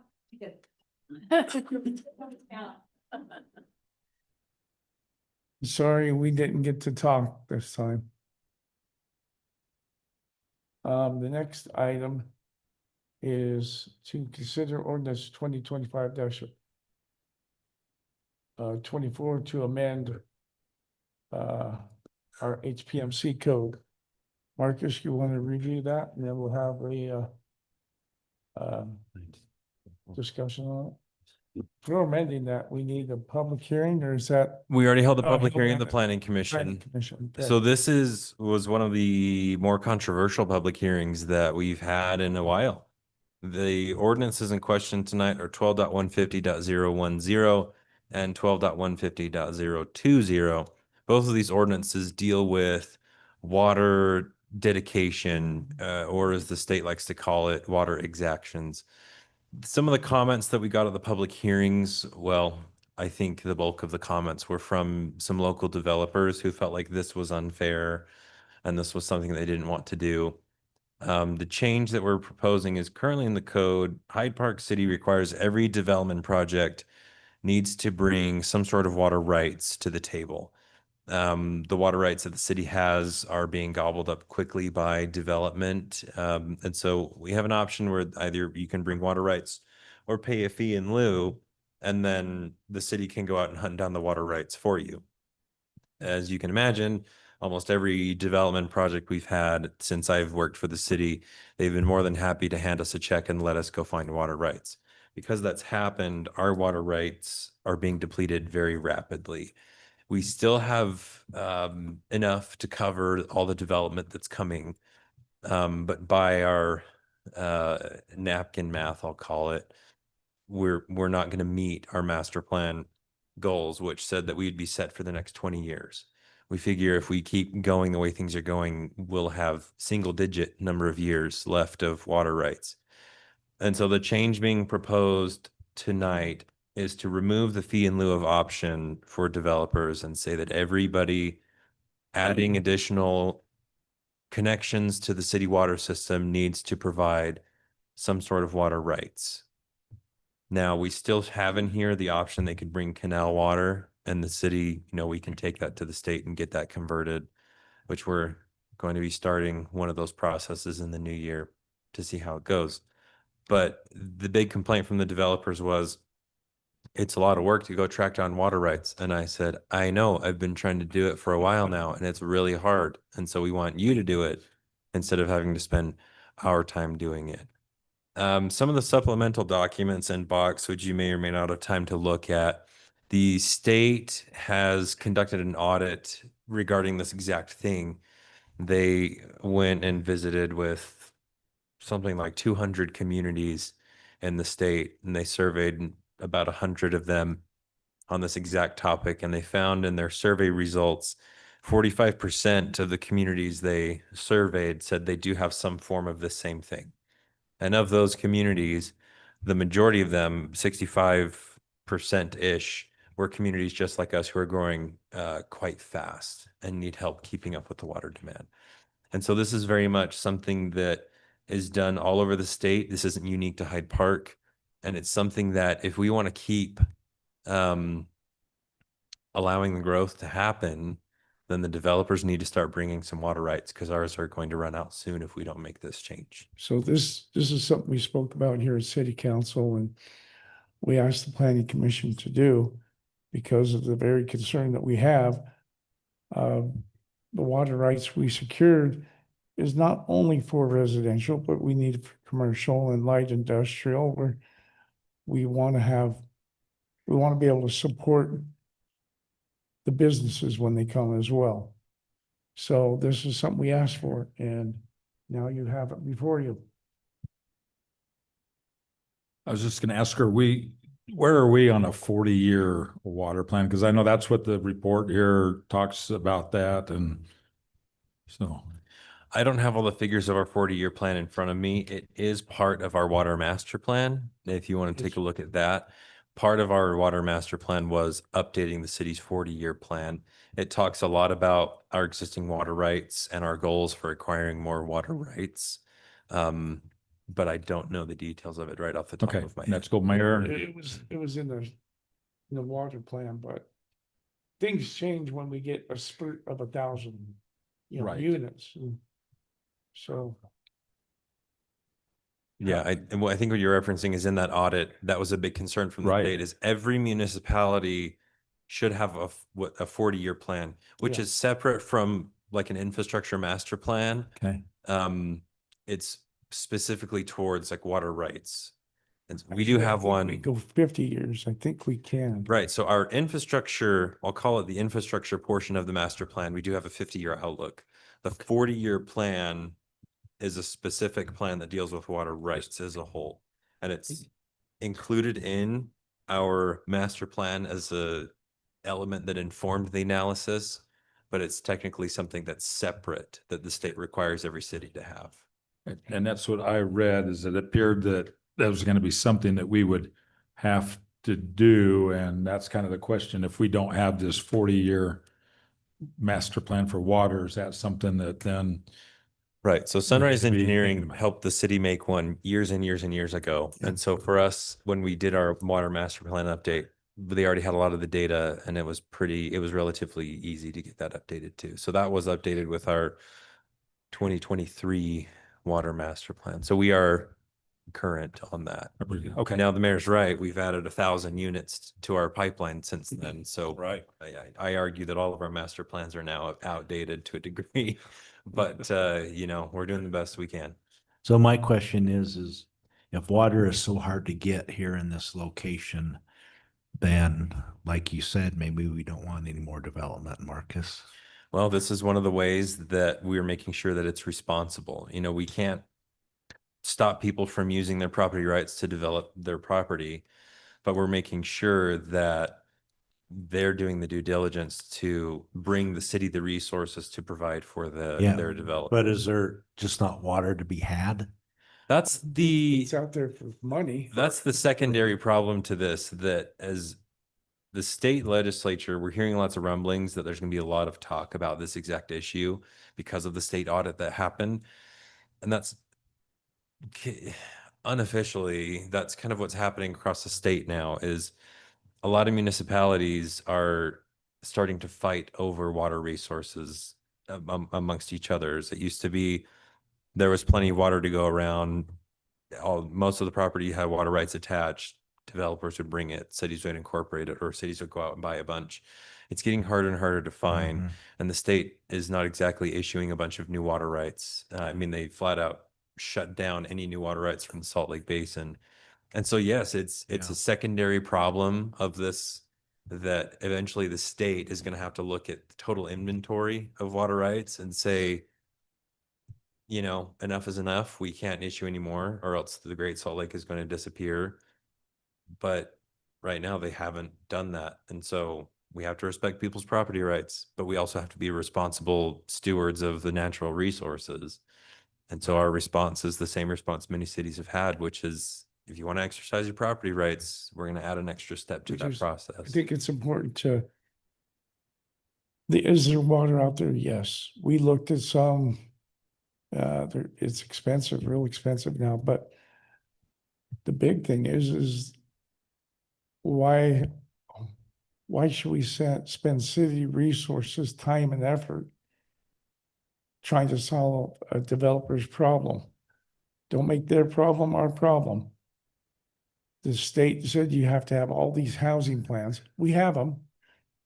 State hasn't released any new water to cover them. So this is just throwing it back on the developer. Just, Well, it seems like they really want to send all water down to the Great Salt Lakes. yes, they do. Yeah. And it's interesting, the local developers who came to the public hearing said that water was really hard to find, but you know, some of these cities where they have this, they're getting hundreds of homes approved in these cities, and those developers are finding water rights. I know down in, I know somebody who's working on a project down in Iron County in a small town down there, and they had to go find water rights and they found them. And you think water's hard to find up here, try finding it down in the desert in Washington and Iron County, but they exist, they're out there, they're just hard to find. And like the mayor said, we've spent enough of our staff time trying to figure out where to get them from. We want to put the burden back on the developer to do the homework.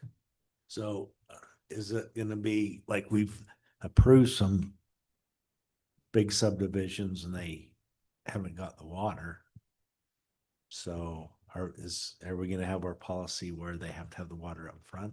Yep. So that's what this does, is it basically requires when somebody submits their preliminary plat application, if it's a subdivision or a site plan or something, they have to include a section that talks about how much water their project is going to use and how many water rights they're going to bring and what type they are. And there's even a provision that we've put in here that says that the city can require the developer to take them back to the state and get them transferred into the city's name with the division of water rights.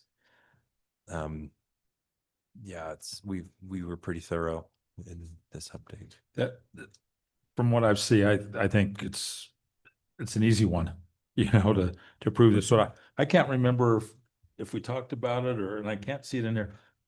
The application of this to commercial developments. Can you remind me? So this applies to everybody. Now the rules are different depending on what you are. So for residential, it's based on essentially a per unit count. If it's a commercial enterprise or something else, we do a different way of calculating. We do it based on equivalent residential units. So the commercial developer has to come to the city and say, I've got 2 bathrooms in my building, 2 drinking fountains, and it's going to use this much water per day. And then our engineers and their engineers do a calculation. They figure out how much it is, and then we tell them, okay, you need to bring this much water rights. And we do that with any non-residential use. Even churches are going to have to do it, hospitals, everybody's going to have to do it. Everyone. Okay. And I see it. You're not, And I sure it was in here, but so the line So- will be drawn when we implement the code. Anything after that right. being submitted, those that have been submitted still have the option to the old way. But if they haven't submitted and in our process, Okay. I see. And you're using that in your calculations for we'd have single digit left. Single digit years. Okay. If we keep going the way we're going, we estimate we probably only have 5 to 7 years left of water rights if we just kept giving them out to everybody like we have been. Which means everything will come to a grinding halt way faster than anybody Let's thinks. quickly vote to stop doing that. Let's do it. is that a motion? That's a motion. I move that we adopt ordinance 2025-24, amending Hyde Park Municipal Code 12.150.010 and 12.150.020. Got a motion for Dave. Is there a second? I'll second that. Got a second from Stephanie. Any more discussion? All in favor, say aye. Aye. Aye. Any opposed with nay? Motion carries 3-0. The next one is consider adopting the Hyde Park policy for AI. This is a fun one. Uh, So I've been to several trainings about this is specifically for generative AI. So this would be something where you use a prompt to say, like create a picture or create a document or something, or you're using an AI program to generate a product. All the trainings that I've been to say that a city should have a policy in place because of all the misinformation that can happen with AI, or, if it's not checked by a person, it's usually full of errors, or it could include copyright protected material. And so I put this together with some help from the city attorney, trying to establish some boundaries for how the city uses AI. I'll be honest, most of our employees are using AI in some form or another, but this just puts a boundary line around it. Some of the highlights are we're going to be doing an annual training for anybody who can use AI in their position. We're going to have explicit approvals for people to do AI. One of the options is we're going to have a list of approved programs. And the other one is, people want to use AI, just want to have something in writing saying that we're okay with this person using AI and they've attended the training. We're going to have checkpoints to make sure we're not including copyright protected materials or sensitive, we're not putting people's personal information into the system to generate something or sensitive information. And then the other thing is we're going to make sure that anytime anybody's using AI, we have a human being checking and double checking any outputs that come out before we use it in something like announcement to the public or as part of a, draft policy or something. well, as I was reading section 3, I didn't like it until it got down to creating a list of generative AI, Mm-hmm. and absolutely do it as long as we have that list. Right. This policy that I borrowed from another municipality was originally just section A. And I felt like we are small enough as a city that we work enough with each other that if we could just generate a list of approved programs, some of the more reputable ones that we work with now, I mean, we're already okay that our employees are using those programs. And so that was a way to potentially not have as much as administrative headache for me, Yeah. trying to keep track of everyone who's using the AI. So glad you noticed that. And so this was not created using generative. Well, I'll be honest, just to- I borrowed this from another municipality. They may have And used they AI have. to make it, but this was yeah, my It's edits funny, to this 'cause were it- strictly for it me looked- and the city attorney Yeah. without okay. using AI. Okay, it looked good to me. The one question I was wondering about is 3A obtaining approval. Is that kind of a one-time thing, or is that every time they're gonna, they must submit a request and receive approval prior to using an AI tool for work-related uses? For a particular type of work. So I'm looking at that like a one-time thing. Okay. Like, Okay. Danya, I know we've worked on several different programs to try to use AI for meeting minutes. Mhm. And so the way I picture it is if she gets a new program that she wants to try out, come to me. Let's look at the program. We figure out, oh yeah, we want to try and use it. And then we'll have some sort of form or something where I write down, yeah, you got permission to use this Right, program. makes sense, okay. And I would think just because you've been approved for a specific AI on building inspection, doesn't mean that that same AI can be used over in Danya's world. We need to find the applicability and what kind of information you're looking to input, Mm-hmm. just because it may not. Every AI doesn't fit every aspect.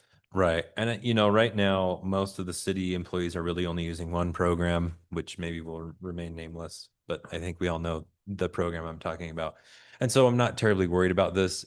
The bigger concern for me in adopting this policy is setting the rules for like copyright materials, having checkpoints with real people looking at the material, and just making sure that we're still, we're not just telling AI, make me something, and then we're throwing it out to the public. We had a funny example that we had hanging up in our office for a little while when we were trying to make some posters to advertise our park survey. We used an AI program, and some of the things it was spitting back out at us were pretty ridiculous. So we kept a few of those to remind us all to double check your AI work before you just post it. Okay. Anyway. Does this need a motion? Yes. Yeah, so we're looking for a motion. A lot of our city Policy. policies can just be approved internally, but this is one that I felt like I needed to present to the city council because it's going to apply to everybody in the city. So for Okay. our city staff. I make a motion that we adopt the generative AI policy for Hyde Park. Got a motion from Stephanie. So second, I'll second that. second from Daryl. Any more discussion? All those in favor say aye. Aye. Any opposed with nay? Motion carries 3-0. Next item is discuss a policy for adding items to the city council agenda. This came up because a resident wanted to get on the agenda, and he'd been told by some of the office that he could be on the agenda. And that's not the way it works. And they're coming to you, explaining the problem that y'all can't solve Mhm. when it needs to be solved at a lower level. So, Well, another example is our one of the presenters we had earlier tonight, Mr. Ty Meesum. What he was requesting is more of something that needs to be resolved with the city staff and the planning commission. It wasn't really a city council problem to fix. And so this form would also help us kind of figure out if an issue is something that city council can address or if it's more appropriate to address somewhere else. Yeah. And that, so yeah, dual purpose. Number one, making sure that everybody's following the proper procedure. Well, I should say the public is following the proper procedure to get on the agenda. And then number two, making sure that the things that show up for the city council are things that you can actually do something about. And we don't just sit here going, Thank you, but we can't solve that for you But today. council can always request something on there. This is typically for someone wanting to get on city council agenda. Mhm. And this doesn't change anything about citizen input. No. Citizens can still come for citizen input. So So you created a forum, Marcus. Yeah, it's not great. It's a draft. That's why it's called draft. So we're just going to discuss it now, bring it back in January. Right. So I'm looking for input from the city council. I've talked about this generally with the city attorney and he's on board with it. I haven't reviewed this exact form with him yet. So I'm just looking for some input from the city council. There's a concern has been brought up with this first bullet point about who should be the one signing this form. So by state code, as far as we can tell, there's nothing explicitly saying that like the mayor has to approve the agenda. That's just the way that we've always done it in Hyde Park. We have meetings, policies and procedures, but that manual also does not explicitly say the mayor approves the agenda. That's just the way that we've always done it. And so I don't know if we need to talk about this first bullet point and say who is going to be the one to If he approve doesn't the approve agenda. it, who does?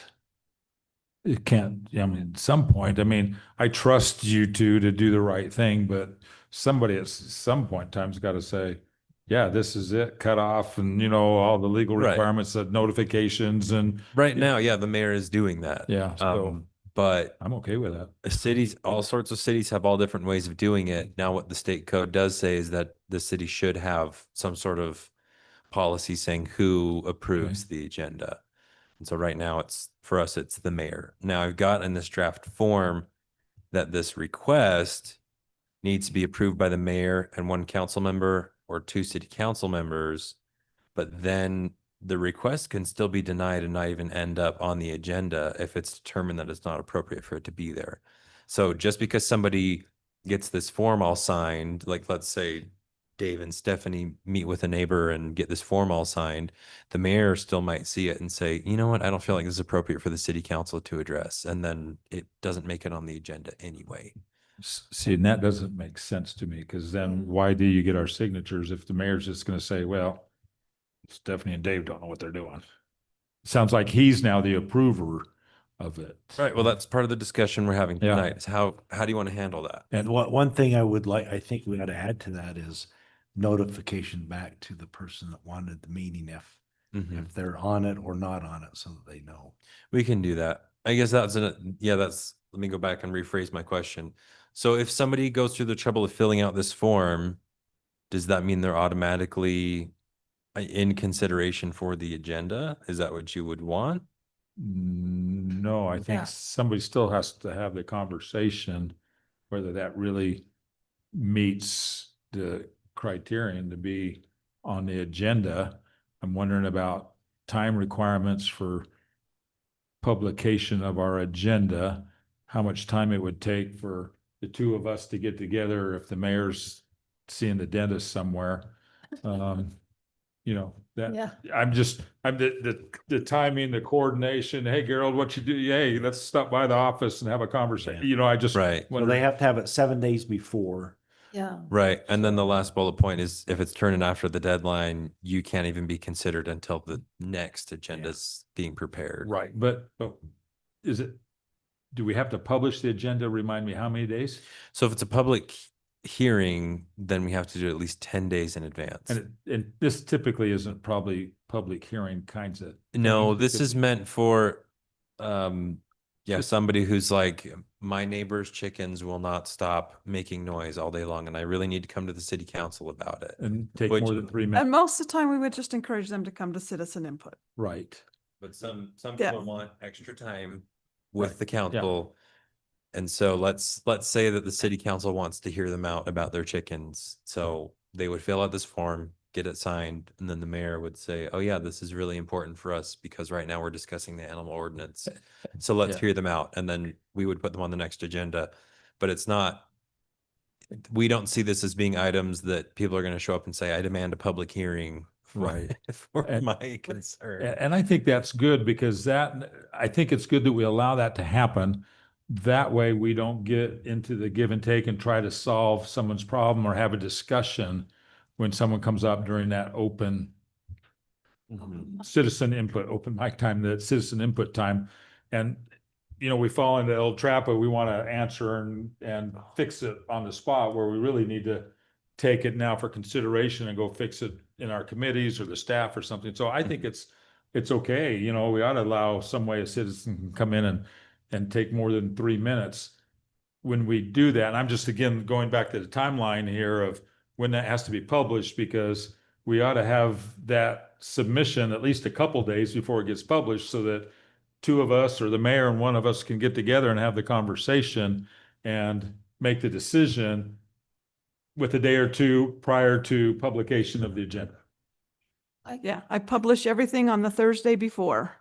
And so I don't know if we want that in there, but So that's what I was thinking. It's those about a week. days before, yeah, a week prior would be. If we were going to do this, I would say, hey, if it's important enough to come talk to city council, require 9 days or 10 days. So we have a couple days to, you know, by Monday or Tuesday of the week prior to our Wednesday meeting. Yeah. So it gives a couple days. Figure out whether or not it's actually applicable to city Right, council. yeah, So- we need a little time to. The theory is this person would come to the city office, say, I'm really upset about the chickens. And we would give them this form. And maybe they sit down with one of the city staff and we talk about it with them and we decide, hey, this actually is pretty important. I'll sign your form. You now have to go get some signatures from the mayor and city council, but you have to have it turned in by Wednesday because Thursday we publish the agenda. And so in our minds, they would go do the legwork. They would go talk with multiple Got it. people. They would turn in their application. And then when Donya's making her agenda Wednesday and Thursday, she has all the applications. And then she presents that agenda to the mayor to say, you know, these were the ones we got applications for. Do you want them on, yes or no? Great example. I had an email of somebody upset about trash billing or city bill. I got an email. I'm not sure. I think Gerald, were you on that email? Yeah. I don't do billing. It's like, okay, Right, like Yeah, that's a billing dispute. Yeah, It's something that so- they need to come in and work with so the billing clerk to figure bringing out their something bill. up to a person that doesn't, the person that works in billing works for me, but I don't do billing. Solve it at the lowest level or at the right level. Don't bring a planning commission or a building inspection issue to the city council. Right, That's the way and you we- know, we're hoping it saves the community time, because like Yeah, Ty sat here for an hour, got up and spoke his mind. And I'm sitting here going, I think your issue's been There's- resolved already. there's, Yeah. yeah, it's been resolved. There's nothing. And so then, you know, now he's wasted his evening. He hasn't wasted anything. This is great. But he spent his evening here with us instead of being about whatever other business he would like to do. The council didn't make any decisions and it's still resolved. Right. Right. So really are there any specific recommendations or comments on the acknowledgements? We'll go with the acknowledgements, like, Yes. okay, For me, it wasn't clear in the first bullet that they would be required to get the signature. I had this feeling that they came in, submitted it to you, and then you contact us and say, hey, we've got somebody submitted. Would you come by the office and take a look and have this conversation? So I would just want that clarified to say, by signing, the applicant acknowledges their requirement got it. or something like that, their requirement to obtain approval by the mayor and if you see what I'm going. Yeah. The one thing too, I would like is if they're required to come to us to get a signature, we're probably here for the very first time. We don't have the other side of the story. Right. You know what I mean? Yeah. So it's hard for us to say, oh, well, of course, yeah, let me sign it. Well, that's the idea about having a city representative sign it, because when they show up at your door with this piece of paper and they say, yeah, you need to sign this for me, you can look at it and say, oh, they came and talked to Danya about that. I'm going to call Danya and see what's going on with this. I mean, if you want to just sign it, you could, It's but happening very often. We don't get very many requests for people to be on the agenda. Like Danya said, typically when somebody comes in and says, I'm really upset about something, we'll say, well, come to citizen input and let us know about it. Right. Every now and then there's somebody who is usually upset with me or, whatever, and they want to come talk to the city council and vent about it. And those people will request to be on the agenda because 3 minutes is not enough. And those are the cases, we get maybe 1 or 2 of those a month. And Okay. that's the case where we would say, great, we're very excited for you to share your feelings. Before you do that, fill this form out. And I then, feel like this form would be a detriment to them following through with that. And maybe in the meantime, they would settle down and maybe be willing to just chat. the purpose of this form is to make sure the issues that are being put on the agenda are relevant to the city council. I would say of the requests we get for people to be on the agenda, 80% of them can be resolved with the city staff in the office. We sit down with them, invite them in, pull up a map or, open the bill, Yeah. spend 20 minutes, problem gets solved. But for the odd chance that it doesn't, we feel like this is the way to really filter those out. Yeah. I don't really feel like the form would need to be approved by the mayor and a city council person.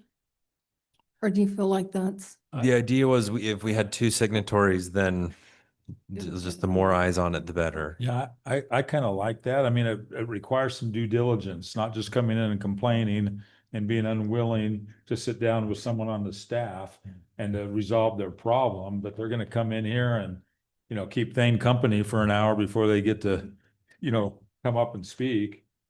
And by requiring 2 people, they're going to have to come and introduce themselves to one of us and describe the issue. And they knock on my door and I've never met them and it's the first time I've heard them. Unless I'm, it's my, if it's something new to me, I'm going to say, okay, thanks for coming. But before I do anything, I'm going to talk to the staff. I need to get some information on it. I want to learn about it. And, I'll call you in the morning or tomorrow or give me 24 hours or whatever it is. But I think it now takes some responsibility on their part to really say, yeah, this is important enough that I'm going to go knock on the mayor's door or his office or one of ours. I like that now that I understand better the purpose and why, and that their responsibility. Maybe the more times they share too, the more they calm down. And yeah, it's Just just the heat out of second it. set of eyes that gets to ask the questions. And maybe it'll be the same questions that staff asked them, and they're just going to start hearing this story and some possible solutions, and it gets fixed. So Yeah. I think a couple of the tweaks and make it 1 page, and just formatting and Mhm. clear up a little bit of the verbiage.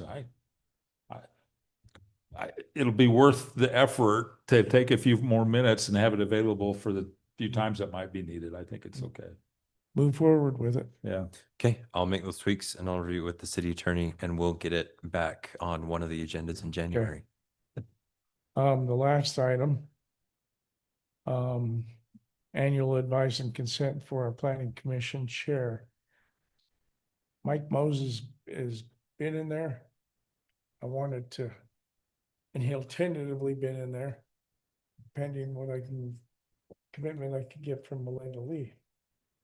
So, right now, looking for advice and consent for Mike Mose, and maybe we'll be doing something different on our first council meeting. Just want to get more people with experience in that. So to rotate that. Yeah. So you're saying to replace Michael with Melinda? No, right now it's gonna be Mike Mose. And if it changes, we'll come back with a new name. Okay, he's doing it now. You just need to get this for the coming year Yep, approved, and then we made, okay. Yeah, got it. the planning commission ordinance requires that every year we're supposed to do advise and consent of Yeah. the chair, whether it be a new person or the same person. Just the code says every year we're supposed to do another advice and consent to set If we the change it chair for during the the year. course of the year, that name will come up, whether it's in January or December. Whenever that might happen. Okay. Well, I have a consent here, but no advice. Well, is there a motion? I Do you need moved a that. motion on Go- this? Go for it. Stephanie's got a Okay. motion to approve. Yep. Yeah, we don't need to It's motion it. just a discussion item. It's another thumbs up. There. Seeing 3 thumbs up. Well, Maybe anything- maybe 6. Donya, I never asked you. Do you have any question, any input that you want to give to the council? I have Anything you want to say? I don't, no. When we went staff, I glazed right past you, and I'm sorry. No. But thank you for all you do for Yes. on the finances.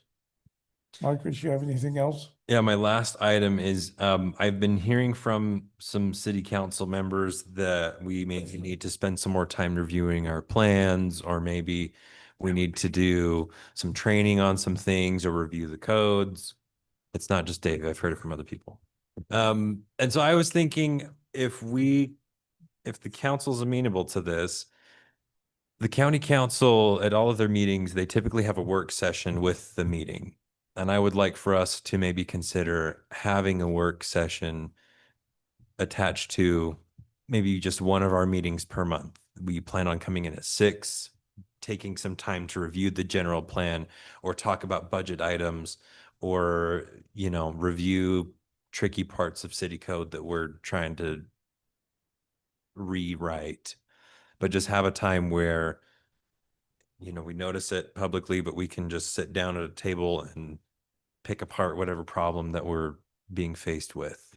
What it can be used for is discussing the topics of the upcoming city council. That should be in an open meeting. Right. Well, the work session will also be an open meeting, but yeah, we can't vote on anything. A work session is strictly to brainstorm, discuss ideas, and plan for the future. Yeah.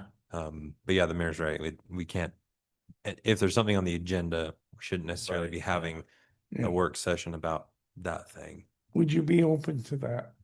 And it wouldn't be like, oh, we need to find something to fill the meeting with. One meeting a month, potentially you could have an hour, 45 minute or 45 minutes for a workshop, because we have something pressing. Right. I mean, we've got the request to review the general plan. Danya and I are going to start putting together preliminary budget numbers here pretty quick. And so we may want to bring items to discuss with the city council that we're looking at putting into the budget. There's a lot of things that are going to happen in the next few months. Winter and spring are really busy time for planning and setting priorities. So I would just like to propose to the council that we plan on doing that. I'm in favor. Yeah. I would- Yeah, I think that's great. I wish we had more of those, in fact, and it's not just here, and I'm looking down, at Carol and Kirk, and, that we could just sit and talk about the direction the city's taking and those kinds of things. And So Yeah. Dave, I'm taking a bunch of time off till the end of the year, so I'll so, just be like you and wondering what to do. okay, well, let's do it. So, let Marcus know that when you're available, and, if we're sitting around, a few of us, and you're gonna be around the holidays, I don't know if you have to burn, No, you have any use or lose leave? the timing's really poor because I'm here next week and then I'm gone until the new year. So, Okay, Okay, all right. anyway, yeah. Please, Council, does anybody have anything else? go ahead, Stephanie. No, go ahead. I was gonna make a motion. Oh, That's what I'm looking- so in all of my full page of notes from earlier, I forgot to mention that Tiffany and I have been meeting with the Cache County School District. We've had 2 meetings. We meet once a month. And with the incoming principal, she is currently the principal at Summit out in Smithfield. And we've had 5 or 6 residents, parents attend the meetings. And so we've been talking safe routes. And we'll meet again in January. We've got 2 or 3 more meetings to go. Or we're really gonna get down, and we've started putting pencil on paper and identified, well, Main Street has sidewalk, and Second North has sidewalk, and they kind of go that direction, and 450 North has sidewalk coming this way and going that way. So we're identifying these routes and potential crossing guard locations and some of those kinds of things. So more to come on that, but I just wanted to let you know that lots of good input from parents out there, and it's coming along. My concern is we have yet to do anything with the middle school, the new middle school, you know, which is gonna have kids walking past Gerald's place down there. And, Yeah. you know, we're gonna have kids walking every which direction, going this way, going west, you know, to Cedar Ridge, and they're gonna, so my thought is, you know, we have the same locations for the crossing guard. They just have kids going both directions perhaps. So anyway, Yeah. things are moving along there, and we'll have more to report in the future. And is the school district going to be more cooperative? Yeah. You know, they told us that legally they cannot pay for sidewalks, et cetera, that are on city properties. So that's part of, at least that's what I'm hearing. So if we've got something else in writing, I'd like to have that for our next meeting, but in any case. I had a good lunch with the superintendent, and he wasn't as thrilled about that statement as the guy that delivered it. That's good to hear. So Okay. Well, go ahead, Stephanie, say it. I make a motion that we go home. got a motion to adjourn. Is there a second? I'll second that. Got a second. No